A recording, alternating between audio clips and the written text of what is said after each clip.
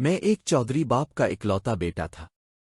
جیسے ہی میں نے جوانی میں قدم رکھا تو میرے باپ نے میری شادی کر دی اور میرے ہاں ایک بیٹی پیدا ہوئی۔ بیٹے کی خواہش نے مجھے 4 شادیاں کرنے پر مجبور کر دیا، لیکن میری چاروں بیویوں نے 15 بیٹیوں کو جنم دیا۔ ایک دن میں غصے میں آ کر اپنی بیٹیوں کو یتیم خانے چھوڑ آیا اور ایک دوست کے کہنے پر ایک کوٹھے پر چلا گیا۔ ساری رات وہاں گناہ میں گزار دی، لیکن جیسے ہی ایک لڑکی نے اپنا گھونگھٹ اٹھایا تو میری چیخ نکل گئی، کیونکہ وہ لڑکی میری اپنی بیٹی تھی۔ میں اپنے گاؤں کے ایک بڑے چودھری کا بیٹا تھا۔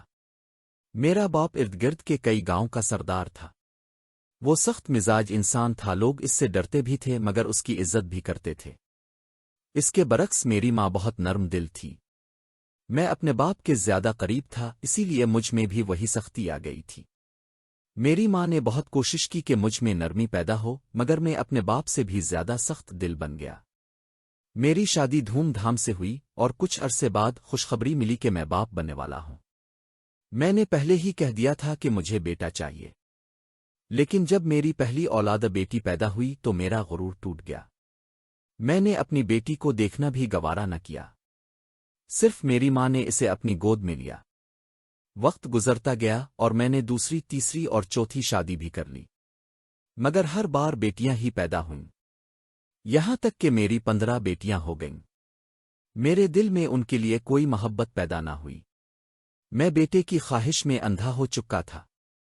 پھر ایک دن میری ماں کا انتقال ہو گیا اور کچھ عرصے بعد میرے باپ بھی دنیا سے چلے گئے۔ تب مجھے پہلی بار اندر سے خالی پن محسوس ہوا۔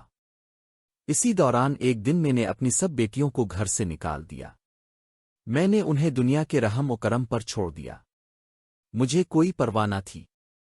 وقت گزرتا گیا مگر میرے اندر کی بے چینی بڑھتی گئی۔ ایک دن میرے ایک پرانے ملازم نے مجھے مشورہ دیا کہ میں ایک ایسے کوٹھے پر جاؤں جہاں عورتیں پیسے لے کر بیٹا پیدا کرتی ہیں۔ میں اس کی باتوں میں آ گیا۔ رات کو میں اس کوٹھے پر گیا۔